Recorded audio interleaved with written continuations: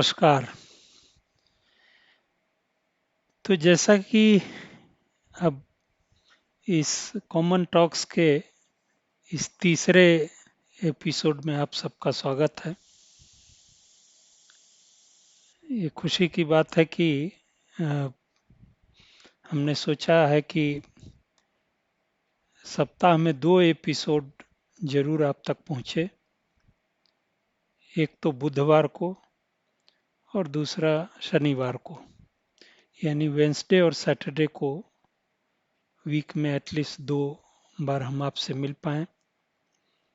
और कोशिश ये होगी, जैसा हमने कहा था, कि सैटरडे को लाइव सेशन करने की इच्छा है। अब वो डिपेंड करेगा कि आपके प्रश्नोत्तर और कैसे लोग उसमें शामिल हो पाते हैं, तब फिर इसकी व्यवस्था सोचते हैं। एक और बात जो मैंने कही थी कि गेस्ट को लेके, तो वो प्रक्रिया भी अभी ड्यू है और कोशिश ये करेंगे कि जल्द से जल्द किसी गेस्ट को आपसे मिलवाया जाए और कोई विशेष चर्चा उनके साथ हो पाए। तो चलिए शुरुआत करते हैं उस दर्शन की ही। और जैसा कि आप सब जानते हैं, हमारी जो पढ़ाई की प्रक्रिया है, जो एजुकेशन का सिस्टम है, उसमें जो हाईएस्ट डिग्री दी जाती है वो डॉक्टर ऑफ फिलोसफी की होती है। तो इससे आप अंदाज़ा लगा लीजिए कि फिलोसफी का क्या लेवल है एजुकेशन के फील्ड में। इस नाते ये जरूरी होता है कि किसी विषय के जो आंतरिक संरचना है उसके भीतर घुस करके, ये वैसे लोग होते हैं जो कुछ कंट्रीब्यूट कर पाते हैं, उनके लिए ये डिग्री होती है। तो क्योंकि आज विशेष रूप से एजुकेशन पर भी बात करनी है, तो डिग्री वाली चर्चा बाद में करेंगे। जो इंटेलिजेंस की बातें हमने पिछले 2 एपिसोड्स में की थी, उसको थोड़ा सा आगे बढ़ाते हैं। और जो साधारण स्तर से हमने इंटेलिजेंस को डिफाइन करने की कोशिश की थी, उसमें ये था कि बुद्धि की एक ऐसी प्रक्रिया जो अपनी तीव्रता के हिसाब से और कोई भी निर्णय अपने हिसाब से ले पाए, तो उस प्रक्रिया को हमने इंटेलिजेंस कहा था। तो एक प्रकार से फंक्शन है इंटेलिजेंस।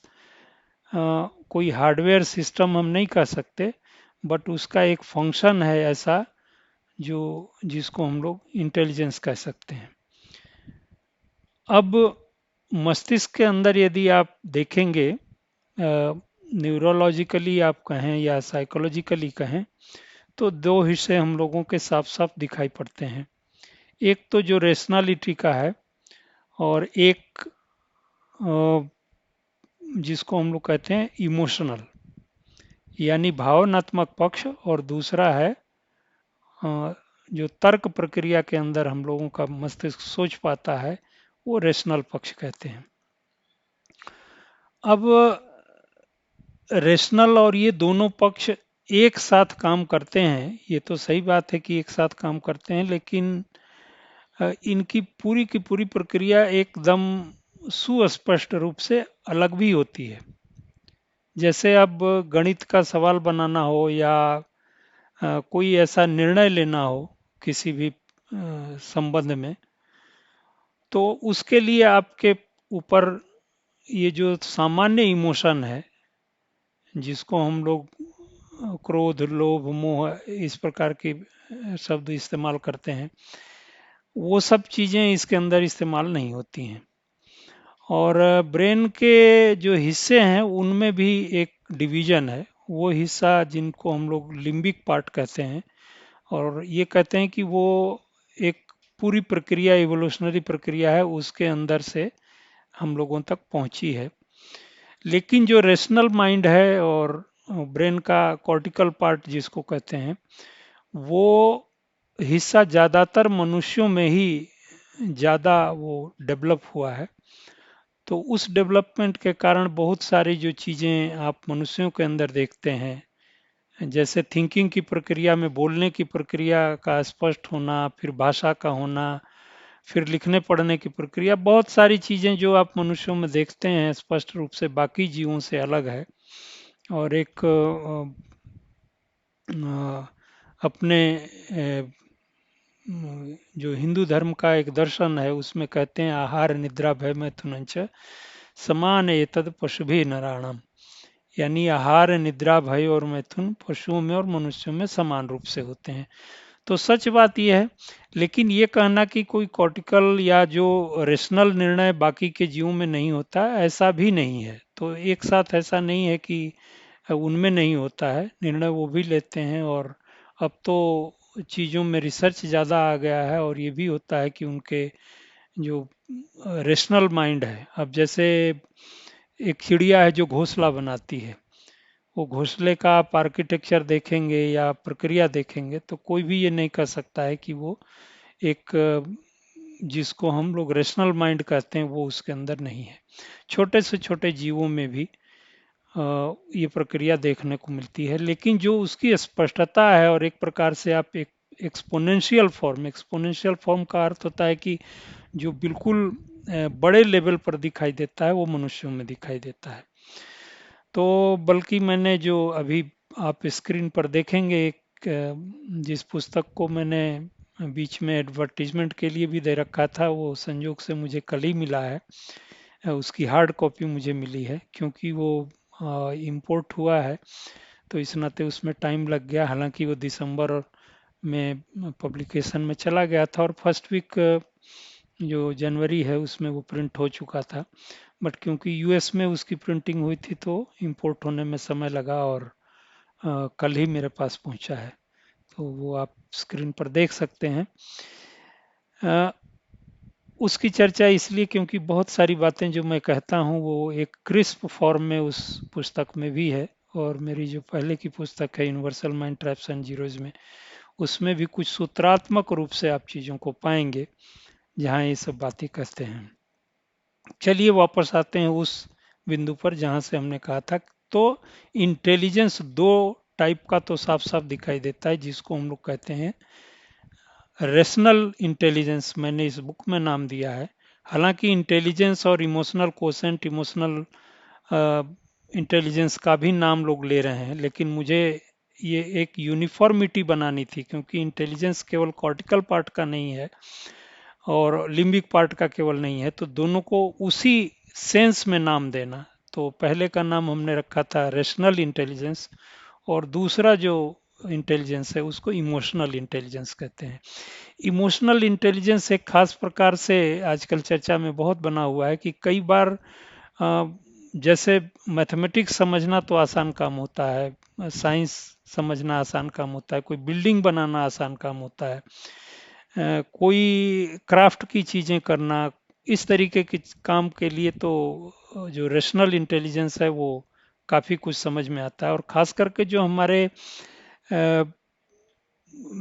साइकोलॉजी के अंदर जिसको इंटेलिजेंस डिफाइन किया गया या जो मेजर किया जाता है वो रेशनल इंटेलिजेंस ही मेजर होता है। चलिए दूसरा पार्ट जो आजकल ज़्यादा फेवरिट हो रहा है और ज़्यादा फेमस हो रहा है, क्योंकि रिलेशनल प्रॉब्लम्स को देखते हुए लोगों को ये कहना होता है कि बहुत सारे लोग जो क्लैरिटी से इमोशंस को एनालाइज कर पाते हैं वो एक इंटेलिजेंस अलग होता है। और सच बात यह है कि हमारे अभी एजुकेशन वाले पार्ट में भी हम उसकी चर्चा करेंगे कि जो इमोशनल इंटेलिजेंस है वो रेशनल से थोड़ा अलग है। और क्योंकि इमोशन को पकड़ना, उसको देखना, उसको समझना, उसको ऑब्जर्व करना, ये उस ब्रेन का काम नहीं होता है जो मैथमेटिक्स करता है या जो घर बनाता है। तो उसकी शार्पनेस एक अलग होती है। खास करके जैसे हम लोग महिलाओं में कहते हैं कि उनके अंदर इमोशनल कोसेंट ज़्यादा होता है, यानी इमोशनल इंटेलिजेंस ज़्यादा होता है। ये कहना ठीक नहीं है। इमोशन से ड्रिवेन होना और इमोशनल इंटेलिजेंस होना, यानी उस इमोशन को पकड़ लेना एट वंस, ये थोड़ा अलग सा विषय है। तो जो इमोशनल कोसेंट है उससे आप मिक्सअप मत करिएगा इसको, ये इंटेलिजेंस बिल्कुल अलग है।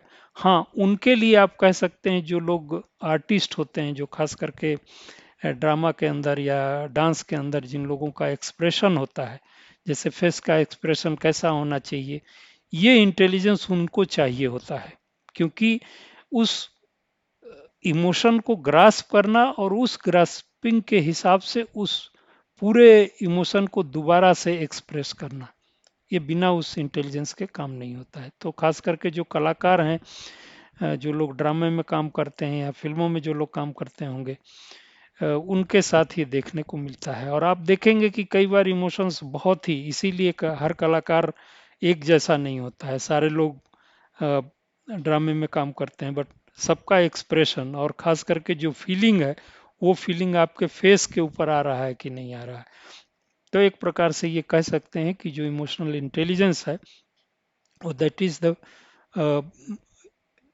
एक ऐसी प्रक्रिया माइंड की जो उन फाइनर लाइंस और इमोशंस के जो फाइनर लाइंस है उनको पकड़ने के लिए वो सक्षम होता है। तो आज इंटेलिजेंस के ऊपर एक तीसरा इंटेलिजेंस भी है जिसे मैं स्पिरिचुअल इंटेलिजेंस कहता हूँ। अब स्पिरिचुअल में ज़्यादातर लोगों को लगता है कि आध्यात्मिक जो भी बातें करते हैं या जो समझदारी होती है उसके वजह से होती है, लेकिन वो एक प्रकार से बिल्कुल ही अलग प्रक्रिया है मेरे हिसाब से। जहाँ तक मैंने समझा है कि एक प्रकार का इंटेलिजेंस ऐसा भी होता है जो थिंकिंग के बाहर की प्रक्रिया से आता है। और वो थिंकिंग का बाहर का मतलब चाहे वो मेडिटेशन से आता हो या एक ऐसा साइलेंस है माइंड का जो थिंकिंग प्रक्रिया से बाहर जाने के बाद में वो कैपेसिटी ब्रेन गेन करता है जो उन सारी चीज़ों के ऊपर एक एडेड एडवांटेज अभी तक दिखाई देता है। हालांकि वो इंटेलिजेंस जिसमें हो जाए तो फिर वो जिनको आप संत कहते हैं या जिनको ऐसे स्पिरिचुअलिस्ट कहते हैं जो कि जो एक्चुअल जो लाइफ का अंडरस्टैंडिंग है वो उनके पास होता है। उस पर चर्चा ज़्यादा इसलिए नहीं करेंगे क्योंकि फिर कभी जब पूरा विषय लेंगे तभी कर पाएंगे।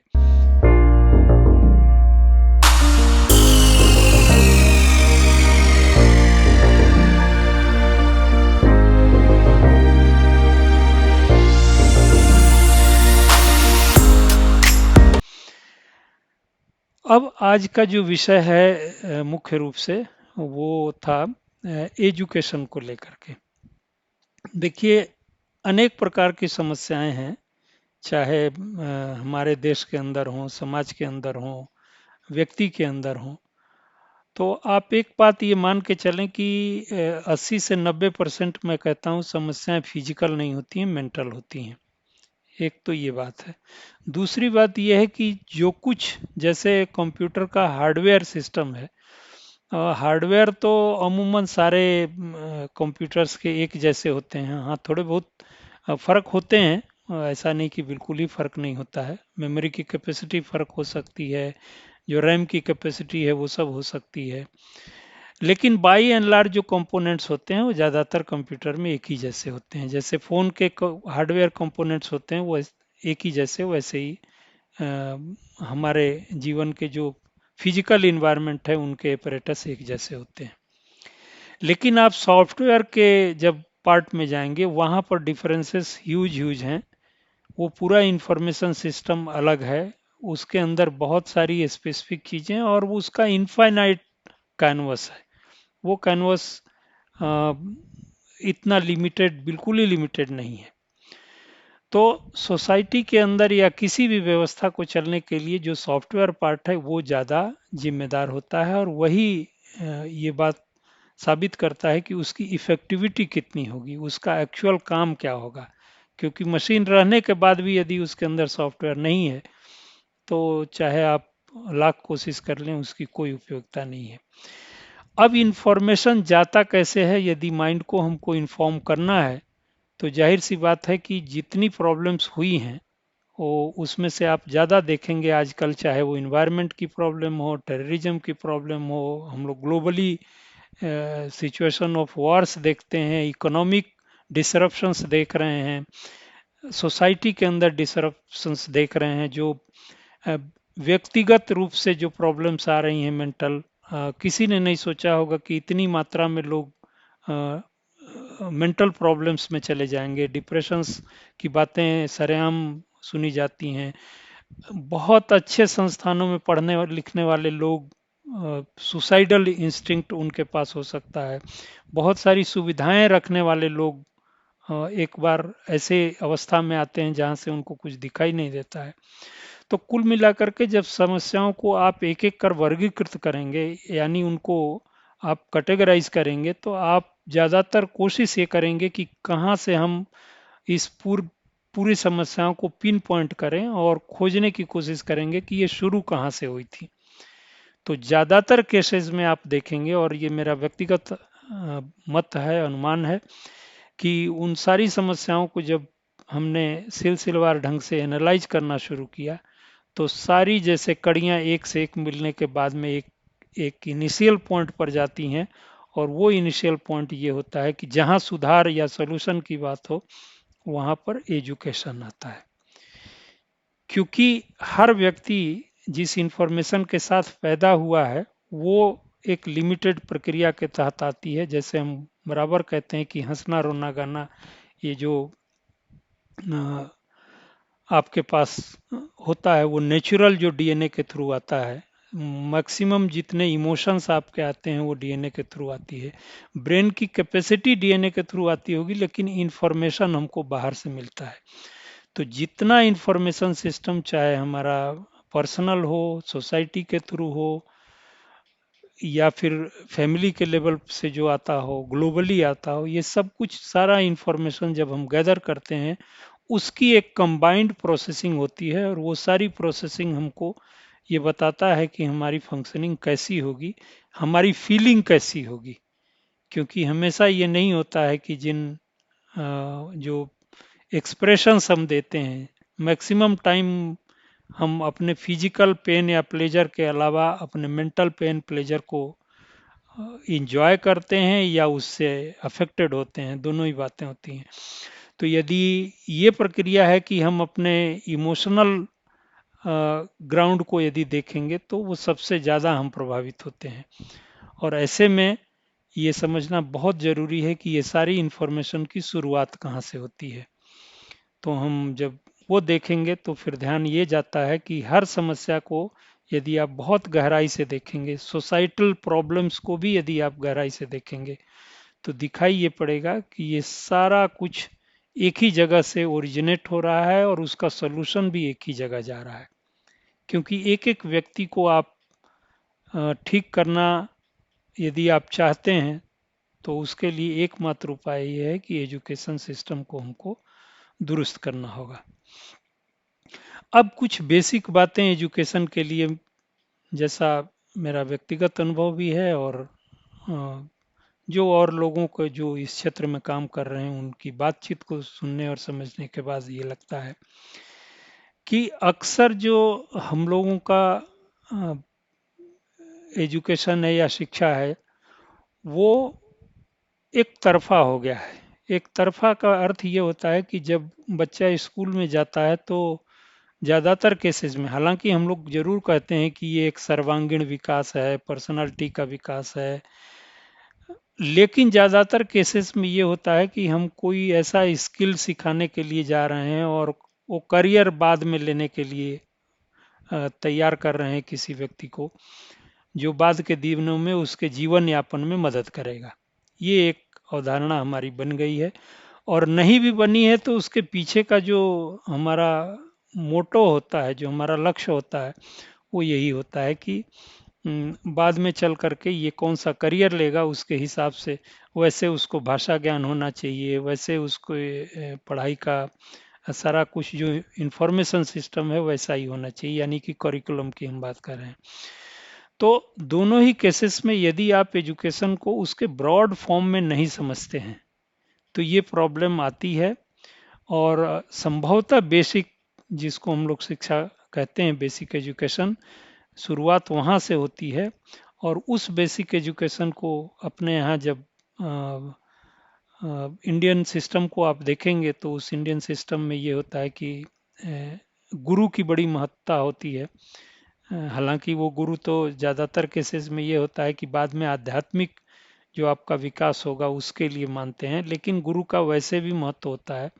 गुरु का मतलब यह है कि वो सिस्टम जहाँ से आपको सॉफ्टवेयर अपलोड किया जा रहा हो, यानी सोर्स ऑफ इंफॉर्मेशन वो होता है, उसके पास एक अपना अनुभव है, गैदर इंफॉर्मेशन है, लेकिन उसके अंदर एक इंफॉर्मेशन केवल प्रोवाइड करने की क्षमता नहीं होती है, वो हमारे इंफॉर्मेशन को कैसे यूज करना है वो एज ए एक मॉडरेटर भी काम करता है।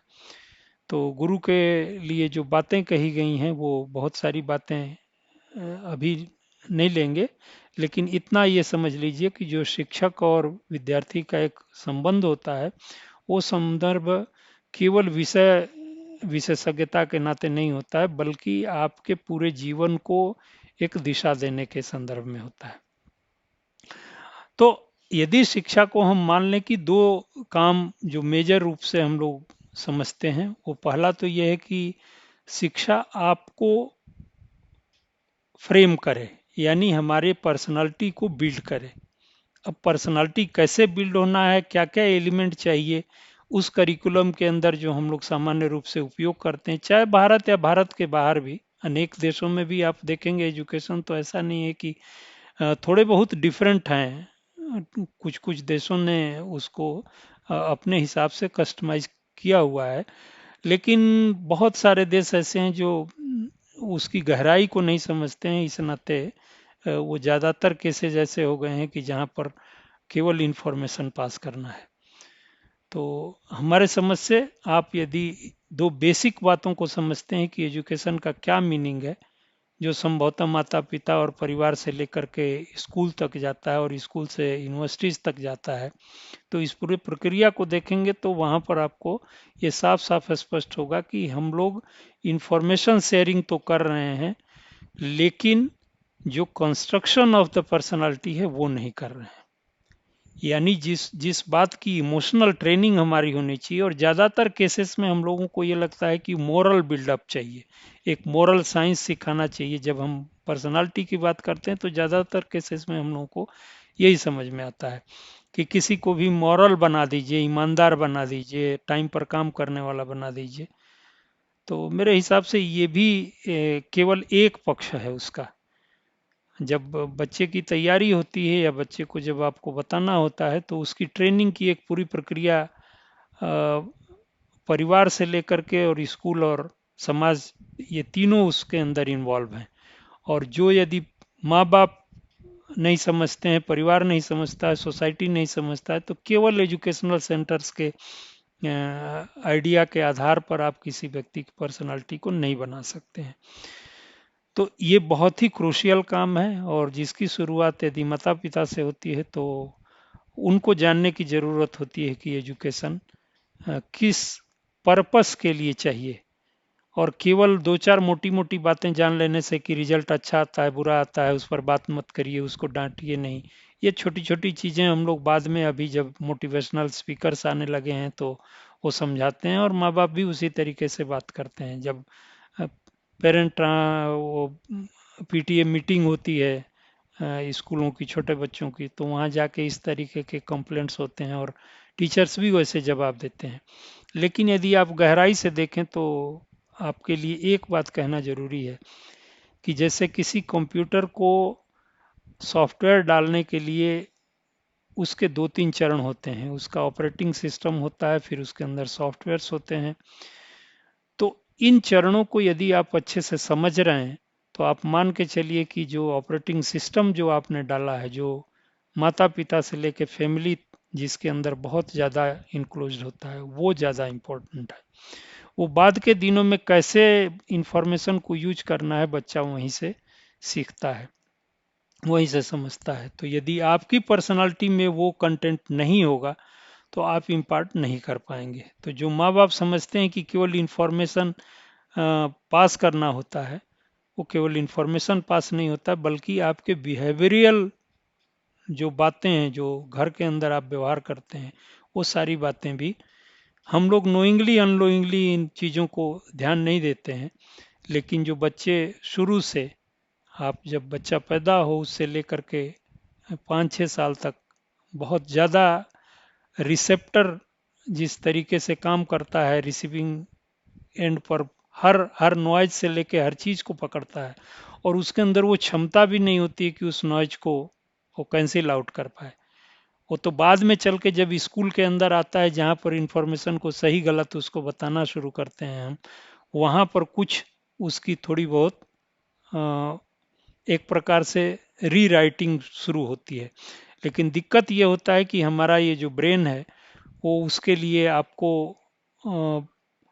ऑर्डर भी देने की ज़रूरत नहीं होती है। उसके इर्द गिर्द जो घटनाएं घट रही होती हैं, जो इन्फॉर्मेशन चल रहा होता है, उससे डायरेक्टली वो कनेक्टेड होता है और वैसे वो रिस्पॉन्ड करता है।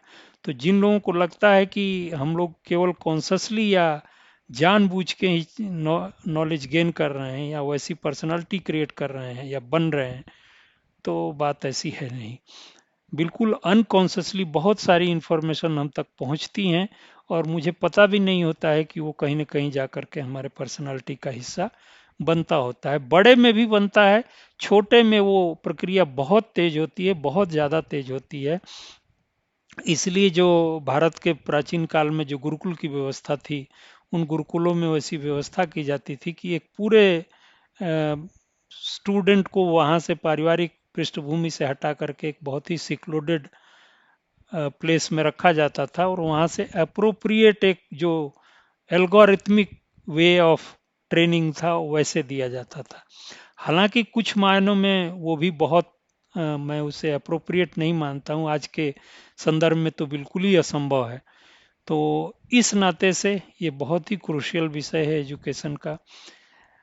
केवल केजी या किंडरगार्टन के स्कूल में आपको भेजने से, साल 2 साल के बच्चों से आप जब से पढ़ाई शुरू करा देते हैं, हमारे समझ से वो काफ़ी नहीं है। और ज़्यादातर जो क्योंकि हमारे जो रोजगार की प्रक्रिया है ऐसी जुड़ी हुई है, इतना हम व्यस्त जीवन जी रहे हैं कि वहाँ स्कूल में बच्चों को भी भेजने के प्रति ज़्यादातर हमारा आइडिया होता है कि इतने देर तक हम बच्चों से मुक्त रहेंगे और इसकी जिम्मेदारी कोई और ले रहा होगा। तो आप ध्यान रखिए कि जिस जिम्मेदारी को आप लेने से आपके लिए समस्या हो रही है, आपका काम हैम्पर कर रहा है, उस जिम्मेदारी को कोई तीसरा व्यक्ति जो न माता पिता है, वो सिर्फ पैसे के लिए काम कर रहा है, वहाँ पर एक जॉब दिया गया है, उस नाते काम कर रहा है, तो वो कितना ध्यानपूर्वक कर पाएगा और वो उसको करने के पीछे मोटिवेशन क्या है। तो एक बात बहुत समझने वाली है कि एजुकेशन का फील्ड इतना क्रूशियल है, इतना क्रूशियल है, और जितने प्रकार के जॉब प्रोफाइल्स हमारे समाज के अंदर बने हैं, जैसे जो प्राचीन काल की वर्णाश्रम व्यवस्था थी जिसको आप ब्राह्मण कहते थे, यानी वो सेंसिटिव पार्ट जहाँ पर इंफॉर्मेशन शेयरिंग बहुत ही सटल ढंग से करनी होती है, और वो सटल ढंग व्यवहार के स्तर से उतरता है, केवल बोलने से नहीं होता है, केवल इंफॉर्मेशन देने से नहीं होता है, या केवल कोई परेड या ट्रेनिंग केवल इतने से नहीं होता है। आपके चलने फिरने से, आपके बात करने से, आपके टोन टेक्सचर से सारी चीज़ें बच्चों तक पहुंचती हैं, और बच्चे वहाँ हैं जहाँ पर कि नॉइज कैंसिलेशन बहुत कम होता है। और जब तक नॉइज कैंसिलेशन की बारी आती है, तब तक बच्चा वेल ट्रेंड हो चुका होता है। वहाँ पर बहुत सारे ऐसे इमोशनल इंफॉर्मेशन उस तक पहुँच चुके होते हैं जिनको कि कैंसिल करना कई बार तो पूरे जीवन भर संभव नहीं होता है। तो यदि एजुकेशन के पूरे गहराई को हम समझ पाएंगे, और हमारे लिए अब जरूरी है यदि हम चाहते हैं कि एक नया समाज बने, केवल लोकली नहीं ग्लोबल लेवल पर भी, तो मुझे लगता है कि एजुकेशन में एक बहुत ज़्यादा नेसेसरी, बहुत ज़्यादा अटेंटिव होकर परिवर्तन की ज़रूरत है। वो केवल करिकुलम का परिवर्तन नहीं है, केवल कहने मात्र से नहीं होगा। जिन टीचर्स की ट्रेनिंग चाहिए, जिस टीचर की अंडरस्टैंडिंग चाहिए, जिस पेरेंट्स की टीचिंग चाहिए, जिस पेरेंट को अंडरस्टैंडिंग चाहिए, वो बहुत ज़रूरी है। केवल हमारा उम्र हो जाना, शादी विवाह हो जाना और उस उम्र में बच्चे पैदा हो जाना, फिर उन बच्चों को स्कूल में डालना या हमारा जॉब करना, ये काफ़ी नहीं होता है। यदि हम चाहते हैं कि ये युग बदले, यदि हम चाहते हैं कि सोसाइटी बदले, हम बराबर हमेशा के लिए केवल समाज के ऊपर ये अपने जो आरोप प्रत्यारोप है उसको न डालकर चाहते हैं कि उसके अंदर परिवर्तन हो, तो हम लोगों को एक बेसिक काम करना होगा, और वो शुरुआत होती है माता पिता से, परिवार से, अब परिवार, सामान्य सी बात है कि परिवार और छोटे होते जा रहे हैं, तो इंटरवेंशन की संभावना कम है। समाज वैसा हो गया है, ग्लोबल लेवल का कम्युनिकेशन बढ़ गया है, तो आप ये समझ सकते हैं कि जब क्योंकि इंफॉर्मेशन इतना ज़्यादा आ रहा है, ऐसे में हमारे पास वक्त की बहुत कमी है। इस बात से कोई इनकार नहीं कर सकता। किसी ने नहीं सोचा होगा कि 5 साल का बच्चा, 8 साल का बच्चा इतना फ्रस्ट्रेशन हो सकता है, वो सुसाइड करने की सोच सकता है। जो आज कम्युनिकेशन की दुनिया है, रोज खबरें हम लोग पढ़ते हैं। तो आज इस बात को यहीं ख़त्म करते हैं और कोशिश करेंगे कि इसमें विशेष बातें और भी आगे हम लोग बातचीत जब करेंगे जारी रहेंगी। आपके प्रश्न कमेंट तो बिल्कुल ही स्वागत योग्य हैं, आना ही चाहिए, ताकि मुझे भी एक फीडबैक मिले और मुझे मौका लगे कि मैं आपसे सीधी तरह से बात कर पाऊँ। वीडियो लाइक, शेयर और खासकर एक प्रकार से इसको ज़्यादा से ज़्यादा यदि आप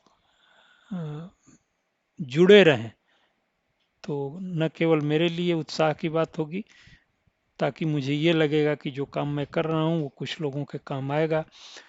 और ये सारे वीडियोज़ ऐसे नहीं है कि जो आज न्यूज़ के आधार पर बने हैं या कल के किसी प्रोग्राम के आधार पर बने हैं। ये एवरग्रीन होंगे, कल भी सुनेंगे तो आपके उपयोग आएगा, परसों भी सुनेंगे तो आपके उपयोग आएगा। तो आज के लिए बहुत बहुत धन्यवाद। नमस्कार।